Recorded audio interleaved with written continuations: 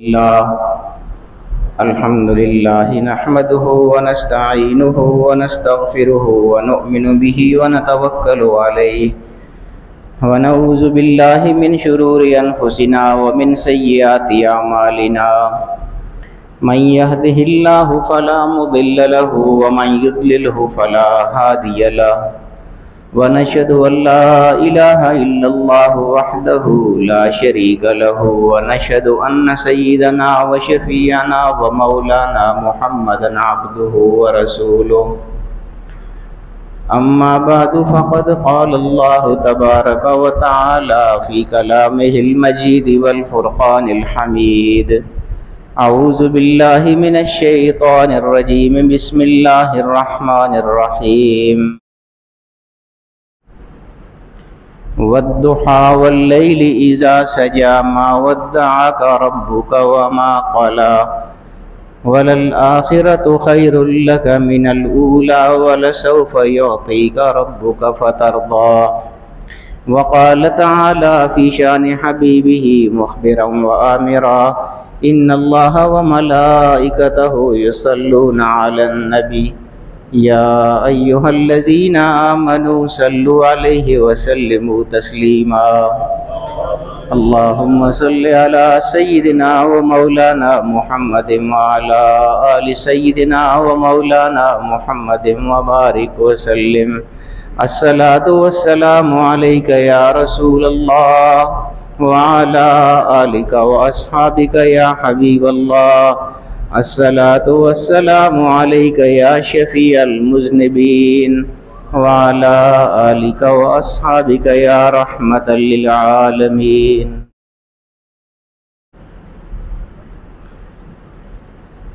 سامعین محترم،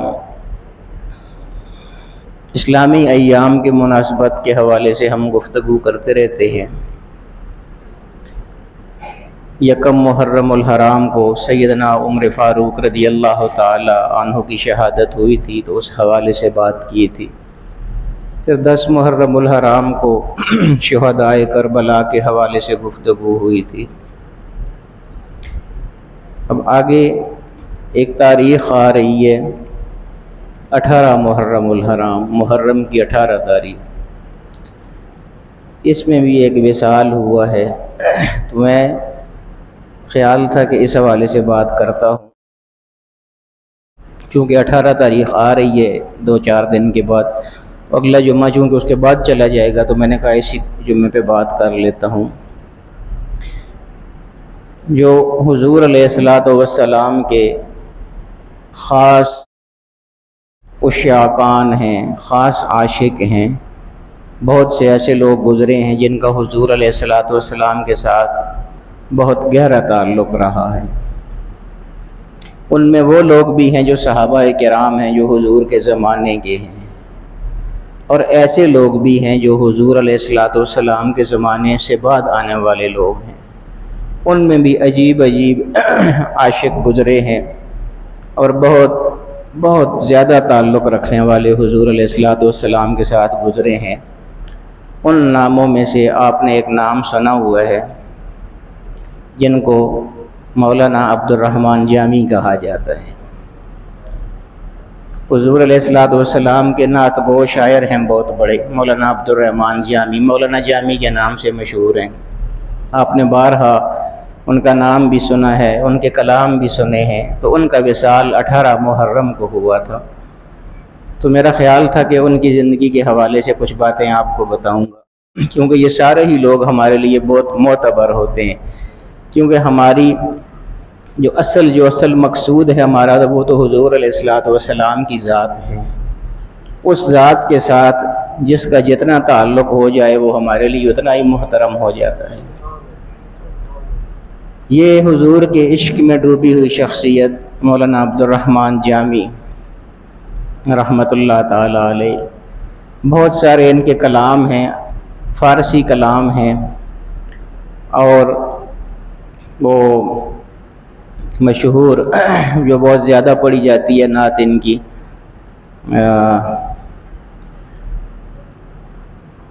دلم پی مردہ جہاں پارا، تنم فرسودہ جہاں پارا، ز ہجراں یا رسول اللہ۔ بڑی عجیب نعت ہے۔ تنم فرسودہ جاں پارا ز ہجراں یا رسول اللہ، دلم پج مردہ آوارہ ز عصیاں یا رسول اللہ۔ تو میں آپ کو اس کے 3-4 شعر بتاتا ہوں۔ یعنی حضور علیہ السلام کے ساتھ عقیدت اور محبت کس انداز کی ہوتی ہے اور کس حد تک ہوتی ہے، اور ان لوگوں کا عقیدہ کیا ہوتا ہے، یہ ساری باتیں سمجھنے کی ہیں۔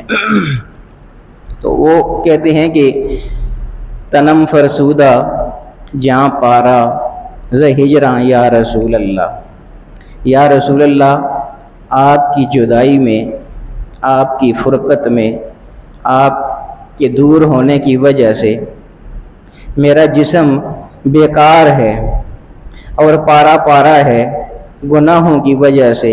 یا رسول اللہ ان گناہوں کی وجہ سے میرا دل بھی مردہ ہو چکا ہے۔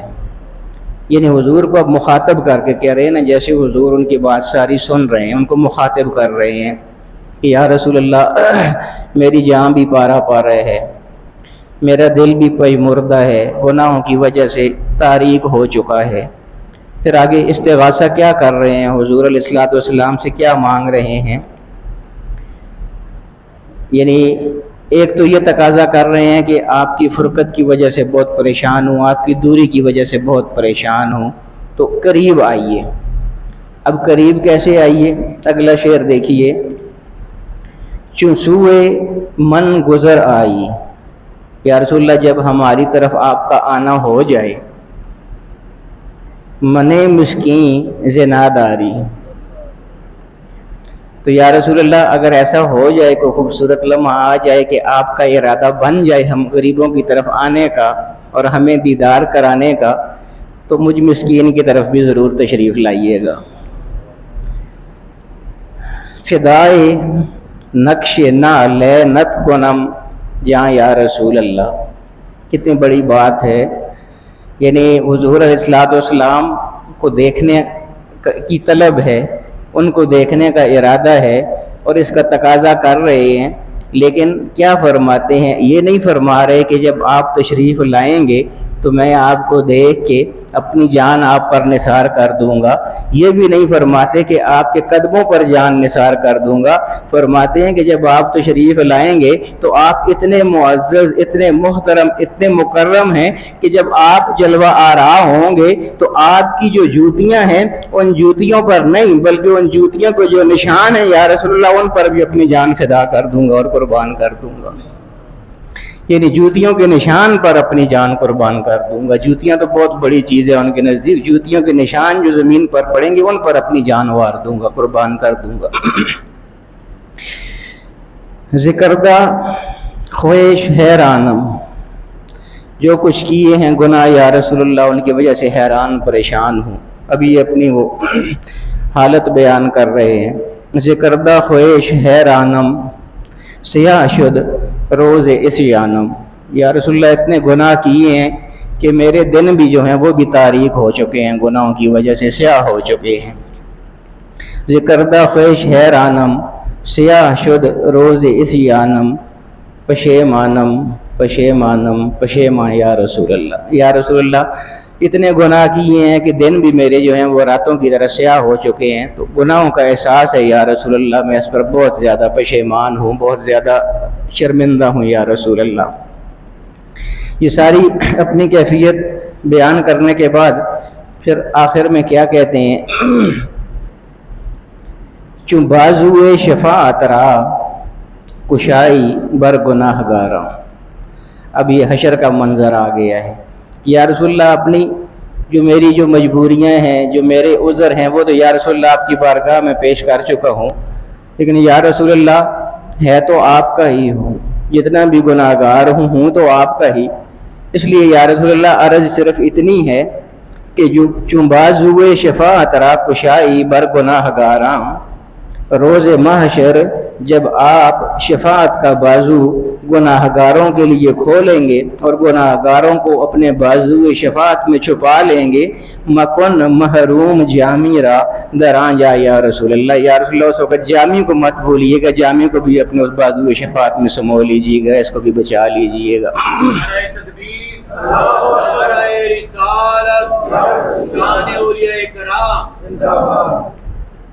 تو ایک تو ہر شعر کے بعد یا رسول اللہ بھی آ رہا ہے، تفصیل میں نہیں جاتا، آپ ماشاءاللہ سارے سمجھدار ہیں، سمجھنے والے ہیں۔ بہرحال یہ ساری ہی نعتیں ان کے اسی طرح کی ہیں۔ ان کا جو کلام ہے، کلیات بھی ہیں ان کے، کلیات جامی کے نام سے، بہت بڑی شاعری ہے، اور حضور علیہ الصلوۃ والسلام کے ساتھ بہت عجیب ان کا تعلق رہا ہے۔ ان کا ایک اور وہ بہت مشہور کلام ہے، ترحم یا ز مہجوری برآمد جان عالم، ترحم یا نبی اللہ ترحم، یا رسول اللہ آپ کی دوری کی وجہ سے، آپ کے دور ہونے کی وجہ سے، آپ کی جدائی کی وجہ سے، برآمد جان عالم، یا رسول اللہ اس دوری کی وجہ سے جان نکلی جا رہی ہے، تڑپ رہا ہوں یا رسول اللہ۔ اور برآمد جان عالم، یا رسول اللہ صرف میری ہی جان نکلی نہیں جا رہی بلکہ پورے عالم کی جان آپ کی دوری کی وجہ سے نکلی جا رہی ہے، پوری کائنات کی جان نکلی جا رہی ہے۔ ترحم یا نبی اللہ ترحم، مہربانی فرما دیجئے، نہ قریب تشریف لے آئیے، نہ اپنا جلوہ دکھا دیجئے۔ یہی وہ نعت ہے۔ بڑا عجیب واقعہ ہے ان کا۔ آپ جانتے ہیں کہ امام بوصیری رحمۃ اللہ علیہ، جن کا وہ قصیدہ ہے مشہور، مولا صلی وسلم دائما ابدا علی حبیبک خیر الخلق کلہم، ہر جگہ پڑھا جاتا ہے، آپ نے بھی بارہا سنا ہوا ہے۔ اعلیٰ حضرت کے اشعار ہیں، مصطفیٰ جان رحمت پہ لاکھوں سلام، یہ سارے ایسے کلام ہیں جو حضور علیہ الصلوۃ والسلام کی بارگاہ میں مقبول کلام ہیں۔ کوئی پتہ نہیں ہوتا کس نے کس کیفیت میں، کس انداز میں حضور کے سامنے اپنی حاضری پیش کی ہے، یہ تو اس کیفیت کی بات ہے ساری۔ ایک تو ہم بھی پڑھ لیتے ہیں، نعت ہمارا بھی پڑھنا ہوتا ہے۔ اب دیکھیے نا، ہمارے جو نعت خوان بھی پڑھتے ہیں، آپ دیکھیے ان میں ہر طرح کے نعت خوان ہوتے ہیں۔ کچھ ایسے نعت خوان ہوتے ہیں جن کے پڑھنے سے سامنے پتہ چل رہا ہوتا ہے کہ یہ پروفیشنل نعت خوان ہیں، اور کچھ ایسے پڑھ رہے ہوتے ہیں کہ خود بھی رو رہے ہوتے ہیں اور سننے والے بھی سارے رو رہے ہوتے ہیں۔ تو یہ کیفیت کی بات ہوتی ہے، دل کی بات ہوتی ہے۔ اسی طرح جو لوگ نعت کہتے ہیں، یہ تو پڑھنے کی بات ہو رہی ہے، جو لوگ نعت کہتے ہیں حضور کی بارگاہ میں، ان کے بھی اپنے اپنے انداز ہیں۔ پتہ نہیں کس کیفیت میں یہ انہوں نے لکھی تھی یہ نعت، ز مہجوری برآمد جان عالم، ترحم یا نبی اللہ ترحم۔ یہ انہوں نے یہ کلام لکھا حضور علیہ الصلوۃ والسلام کی بارگاہ میں پیش کرنے کے لیے مولانا جامی نے، اور پھر یہ کلام پیش کرنے کے لیے مدینہ شریف روانہ ہو گئے۔ دور دراز کے رہنے والے تھے، قافلے کے ساتھ سفر شروع کیا تو کافی آگے چلے گئے۔ اس وقت کے جو بادشاہ تھے ان کو حضور علیہ الصلوۃ والسلام خواب میں آئے، دیدار ان کو عطا ہوا حضور علیہ الصلوۃ والسلام کا، اور بادشاہ کو حضور نے فرمایا کہ وہ ہندوستان سے ایک بندہ آ رہا ہے جس کا نام ہے جامی، وہ قافلے کے ساتھ آ رہا ہے اور یہاں حاضری دینے کے لیے آ رہا ہے میرے دربار پر، اور اس نے ایک قصیدہ لکھا ہے۔ اب دیکھیے مولانا جامی تو وہ پہنچے ہی نہیں تھے وہاں پر، نہ وہاں پر قصیدہ پیش کیا تھا، صرف لکھا تھا اپنی جگہ پر، اور حضور علیہ السلام بادشاہ کو فرما رہے ہیں کہ اس نے ایک قصیدہ لکھا ہے۔ یعنی حضور کو اس وقت بھی علم ہے، پڑھنے کے پہلے ہی علم ہے حضور علیہ السلام کو، تو حضور بادشاہ کو فرما رہے ہیں کہ وہ قصیدہ لکھ کے لا رہا ہے، اور وہ قصیدہ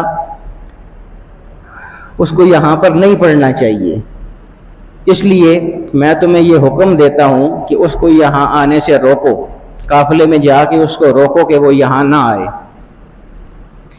بادشاہ اٹھا صبح تو اپنے جو اس کے درباری تھے، سپاہی وغیرہ، ان کو بھیجا کہ جاؤ پتہ کرو ہندوستان سے کوئی قافلہ آ رہا ہے جس میں جامی نام کا کوئی بندہ آ رہا ہے، تو اس کو نہیں آنے دینا ہے، مدینہ میں نہیں داخل ہونے دینا ہے۔ یہ قافلہ جہاں انہوں نے پڑاؤ کیا ہوا تھا، ان کے پاس وہ پہنچے جب درباری سارے، تو آ کے بتایا ان کو کہ تم میں سے جامی کون ہے؟ لوگوں نے بتایا کہ یہ ہیں جامی، تو انہوں نے کہا کہ آپ کو جانے کی اجازت نہیں ہے مدینہ شریف، باقی سب لوگ جا سکتے ہیں، آپ کو اجازت نہیں ہے جانے کی۔ روک لیا ان کو، قافلہ روانہ ہو گیا۔ مولانا جامی کچھ دیر سوچتے رہے کہ اب میں کیا کروں، تو یہ پھر قافلے کے پیچھے پیچھے چل پڑے اکیلے ہی۔ اس وقت آپ جانتے ہیں، میں آپ کو بتاتا رہتا ہوں، پرانے زمانے میں جو سفر ہوتے تھے بڑے خطرناک سفر ہوتے تھے، کیونکہ بیابان ہوتا تھا، لوگ لوٹ لیا کرتے تھے، وہاں پر ڈاکو ہوتے تھے راستے میں، وہ طرح طرح کی مشکلات پیدا کرتے تھے، تو اکیلا جانا ممکن نہیں ہوتا تھا، اس لیے لوگ قافلے کے ساتھ سفر کرتے تھے۔ یہ بھی قافلے کے ساتھ ہی سفر کر رہے تھے، لیکن اب یہ قافلے سے الگ ہو گئے تھے، الگ سفر کرنا مشکل بہت تھا، لیکن جانا تو تھا حضور کے دربار میں، اکیلے ہی چل پڑے۔ آگے آگے اب قافلہ جا رہا ہے، بہت پیچھے مولانا جامی جا رہے ہیں۔ دوسری رات کو پھر بادشاہ کو حضور کا دیدار ہوتا ہے، اور وہ حضور اس سے فرماتے ہیں کہ میں نے تجھے کہا بھی تھا کہ اس کو روکنا ہے، کیسے روکے ہے تو نے، وہ تو پھر آ رہا ہے ادھر، اس کو روکو۔ بادشاہ دوسرے دن صبح پھر اٹھا، پھر اس نے اپنے درباری بھیجے، وزیر وغیرہ اور جتنے وہ فوجی وغیرہ سپاہی تھے، پھر ان کو بھیجا، تو وہ دیکھا قافلے والوں میں مولانا جامی نہیں ہے، تو پتہ چلا کہ مولانا جامی پیچھے اکیلے آ رہے ہیں، تو بارہ جا کے ان کو روک دیا۔ اس دفعہ انہوں نے یہ کیا کہ مولانا جامی کو پکڑ کے جیل میں ڈال دیا۔ اب تیسری رات پھر حضور علیہ السلام بادشاہ کو خواب میں آئے، اور حضور علیہ السلام نے فرمایا بادشاہ کو کہ میں نے تجھے کہا تھا کہ اس کو مدینے آنے سے روکنا ہے۔ نعرہ تکبیر، نعرہ رسالت، قبلہ حضرت صاحب۔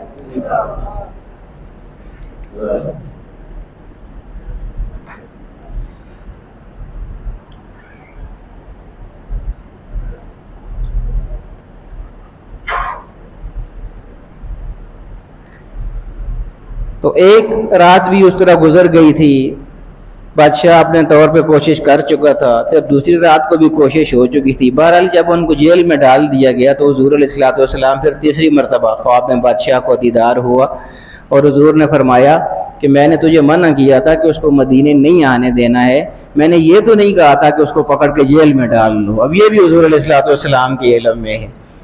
تو بادشاہ نے عرض کی کہ حضور پھر میں کیا کروں، آپ نے خود ہی فرمایا تھا کہ اس کو یہاں پر نہیں آنے دینا ہے، اور یا رسول اللہ، اچھا بادشاہ اب یہ سمجھ رہا تھا کہ یہ وہ تو چونکہ جانتا تو نہیں تھا مولانا جامی کو، مولانا جامی تو ہندوستان سے آ رہے تھے، تو بادشاہ تو ان کو نہیں جانتا تھا، تو بادشاہ یہ سمجھ رہا تھا کہ بار بار جو حضور منع کر رہے ہیں کہ اس کو مدینے نہیں آنے دینا، تو شاید یہ کوئی بڑا گستاخ ہے، کوئی بے ادب ہے، حضور نہیں چاہتے کہ ایسا گستاخ آدمی میری بارگاہ میں حاضر ہو، تو بادشاہ ان کو کوئی اچھی نظر سے نہیں دیکھ رہا تھا، اسی لیے جیل میں ڈال دیا تھا۔ تو حضور علیہ السلام نے فرمایا کہ یہ بات نہیں ہے، اصل بات یہ ہے کہ اس نے ایک قصیدہ لکھا ہے میری تعریف میں، اور وہ قصیدہ اس نے ایسی کیفیت میں لکھا ہے، اس انداز میں لکھا ہے کہ وہ قصیدہ اگر آ کے اس نے یہاں میرے دربار پر پڑھ دیا، اور اس کیفیت میں جس میں لکھا ہے اس کیفیت میں اگر پڑھ دیا، تو میں اللہ کی عزت کی قسم اٹھا کے کہتا ہوں کہ میں قبر سے باہر نکل آؤں گا اور ایک مسئلہ بن جائے گا، اس لیے میں نے کہا اس کو روک دو وہاں پر۔ نعرہ تکبیر، نعرہ رسالت، شان عاشقان مصطفیٰ۔ تو باقی جہاں تک اس کا تعلق ہے وہ میرا مہمان ہے، اس کو پورے عزت کے ساتھ رکھنا ہے، احترام کے ساتھ رکھنا ہے، لیکن میرے دربار تک نہیں آنے دینا ہے اس کو۔ تو یہ عرض میں یہ کر رہا تھا کہ حضور علیہ السلام کے ساتھ لوگوں کا جو تعلق رہا ہے وہ کس کس انداز کا رہا ہے، اور حضور علیہ السلام کی تعریف دوستو یہ کوئی آج کی بات تو ہے ہی نہیں ہے، میں آپ کو بتاؤں۔ دیکھیے نا، یہ اللہ چاہتا ہے کہ میرے حبیب کی تعریف ہو، اصل میں یہ اللہ تعالیٰ کی مرضی ہے۔ یہی وجہ ہے کہ اللہ رب العالمین نے جب یہ کائنات بنائی تھی، جب یہ کچھ بھی نہیں تھا، کائنات سے بھی پہلے اللہ پاک نے تمام انبیاء کی ارواح کو جمع کیا تھا ایک جلسے کی صورت میں۔ اللہ تعالیٰ کے علم میں ہے ہر چیز، شروع سے علم میں ہے اللہ تعالیٰ کے کہ کیا کیا چیز ہونی ہے بعد میں، ظاہر ہے اسی نے تو سب کچھ بنایا ہے، سارا نظام ہی اسی کا ہے، تو اس کے علم میں تھا کتنے انبیاء آنے ہیں، کب کب آنے ہیں، آخری نبی کون ہوگا۔ تو اللہ رب العالمین نے یہ کائنات ساری بنانے سے پہلے جتنے بھی انبیاء آنے تھے دنیا میں، ان سب کی ارواح کو جمع کیا، اور یہ قرآن میں ہے، کوئی قصہ کہانی نہیں ہے۔ وَلَقَدْ أَخَذَ اللَّهُ مِيثَاقَ النَّبِيِّينَ، اور جب اللہ نے نبیوں سے یہ وعدہ لیا، صرف جمع نہیں کیا تھا، صرف محفل نہیں کی تھی، ذرا دیکھیے انداز دیکھیے حضور علیہ الصلوۃ والسلام کی عظمت کو اجاگر کرنے کا. اللہ رب العالمین کیسے حضور کی عظمتیں بیان فرماتا ہے اور اللہ پاک کیسے چاہتا ہے کہ لوگوں کو میرے محبوب کا مقام اور مرتبہ معلوم ہونا چاہیے. آیات دیکھیے, انداز دیکھیے, الفاظ دیکھیے. وَلَقَدْ أَخَذَ اللَّهُ مِيثَاقَ النَّبِيِّينَ, اور یاد کیجئے وہ وقت جب اللہ رب العالمین نے انبیاء سے وعدہ لیا. صرف محفل نہیں کی, اللہ پاک نے محفل جمع کی, جب محفل منعقد کی تھی سارے انبیاء, جس طرح آپ لوگ یہاں پر تشریف فرما ہیں اس طرح سارے انبیاء سامنے بیٹھے ہوئے تھے اور بیان کرنے والا خود اللہ رب العالمین تھا. سامعین میں سارے انبیاء بیٹھے ہوئے ہیں. یہ کائنات سے پہلے کی بات ہے, جب کائنات بنی ہی نہیں تھی. اللہ رب العالمین نے وہ محفل منعقد کی. وَلَقَدْ أَخَذَ اللَّهُ مِيثَاقَ النَّبِيِّينَ, جب اللہ رب العالمین نے نبیوں سے یہ عہد لیا. کیا عہد لیا تھا؟ لَمَا آتَيْتُكُم مِّن كِتَابٍ وَحِكْمَةٍ, اللہ پاک نے ان سب کو جمع کر کے فرمایا. موضوع اور غرض و غایت اللہ پاک بیان فرما رہا ہے کہ میں نے یہ کیوں محفل جمع کی ہے سارے, تم سب کو میں نے یہاں کیوں بلایا ہے, کیوں بٹھایا ہے, کہ لَمَا آتَيْتُكُم مِّن كِتَابٍ وَحِكْمَةٍ, کہ میں تم سب کو کتاب بھی عطا, ظاہر ہے ہر نبی کو کتاب بھی عطا ہوئی ہے, حکمت بھی عطا ہوئی ہے, ہر نبی کی اپنی اپنی کتاب ہے, صحیفہ ہے.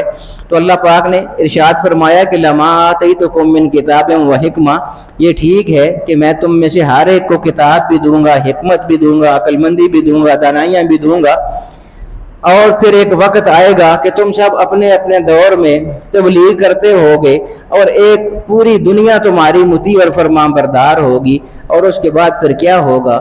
جب تمہارا عروج ہوگا اس وقت ثم جاءکم رسول مصدق, ثم جاءکم رسول مصدق لما معکم, پھر وہ عظیم الشان رسول آئے گا جس کو میں اپنا محبوب کہتا ہوں. اور جب وہ آئے گا تو بے شک تمہیں کتاب جو ملی ہے وہ بھی پھر منسوخ ہو جائے گی, تمہیں جو حکمت ملی ہے وہ بھی پھر ختم ہو جائے گی. پھر کیا ہوگا؟ لَتُؤْمِنُنَّ بِهِ وَلَتَنْصُرُنَّ, تمہیں اپنے سروں سے نبوت کے تاج اتار دینے ہوں گے. لَتُؤْمِنُنَّ, اس پر ایمان لانا پڑے گا, وَلَتَنْصُرُنَّ, اور اس کی خدمت گزاری کرنے پڑے گی, اس کی مدد کرنی پڑے گی. نعرہ تکبیر, نعرہ رسالت, شان حبیب کبریا. یہ اللہ پاک نے جب فرما دیا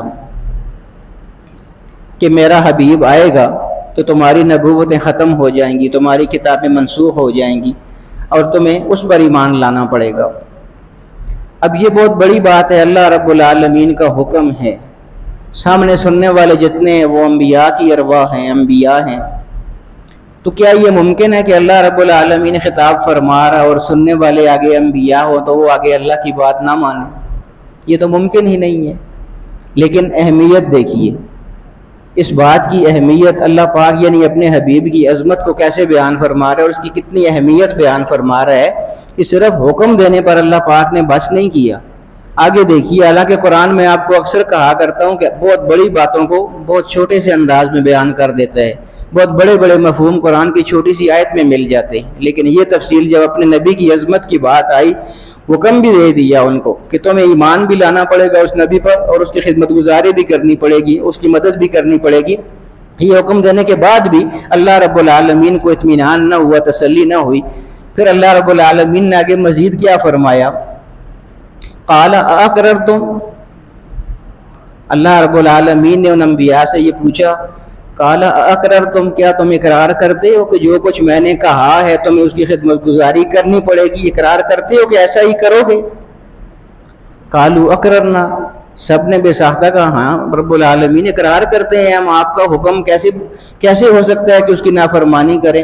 آپ نہ بھی پوچھتے تو ہم نے وہ کرنا تھا جو آپ نے حکم دے دیا, لیکن اگر آپ پوچھ رہے ہیں کہ اقرار کرتے ہیں تو ہاں رب العالمین ہم اقرار کرتے ہیں. پھر اللہ رب العالمین نے یہاں پر بھی بس نہیں فرمائی, آگے مزید فرمایا کہ میں تم کو حکم بھی دے چکا ہوں, تم سے اقرار بھی لے چکا ہوں, تم اقرار کر بھی چکے ہو, تو اب یہ بھی یاد رکھو کہ فاشہدوا, اب گواہ رہنا کہ تم نے یہ اقرار کیا ہے کہ تم نے اس پر ایمان لانا ہے. وانا معکم من الشاہدین, اور میں بھی تمہارے ساتھ گواہوں میں شامل ہوں کہ تم یہ اقرار کر چکے ہو.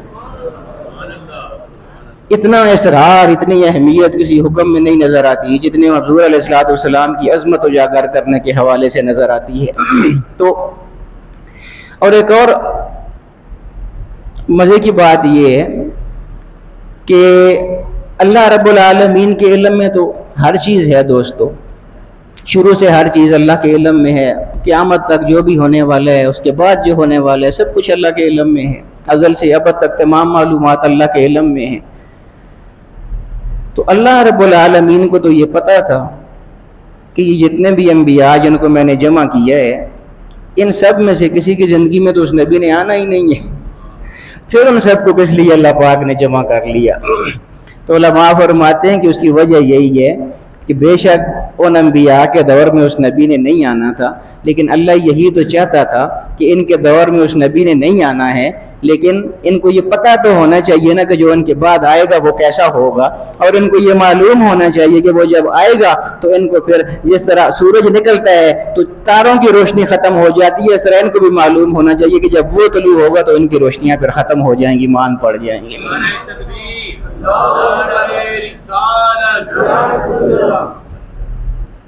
تو یہ میں عرض کر رہا تھا کہ حضور علیہ الصلوۃ والسلام، اصل میں یہ نعت حضور کی جو تعریف ہوتی ہے اس کو نعت کہا جاتا ہے۔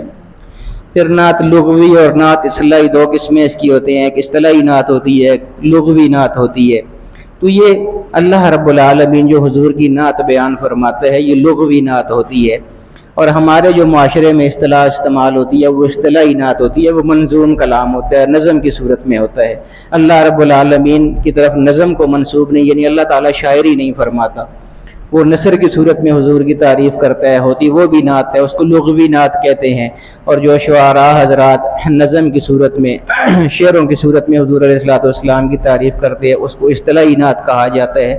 تو بہرحال نعت یعنی حضور علیہ السلام کی جو تعریف ہے یہ اللہ رب العالمین خود فرماتا ہے قرآن کریم میں، بے شمار سارا قرآن بھرا ہے حضور علیہ السلام کی تعریف سے، سارا قرآن بھرا ہوا ہے، جہاں بھی آپ دیکھیں حضور علیہ السلام کی تعریف ہے۔ بلکہ وہ حضرت صاحب کی ایک کتاب میں نے پڑھا تھا، بڑی خوبصورت بات انہوں نے لکھی تھی کہ جس طرح میں ابھی کہہ رہا ہوں کہ سارا قرآن حضور کی تعریف سے بھرا ہوا ہے، حضرت صاحب فرماتے ہیں کہ ایک دفعہ میں نے بھی کہیں تقریر میں یہ کہا تھا کہ سارا قرآن حضور کی تعریف سے بھرا ہوا ہے۔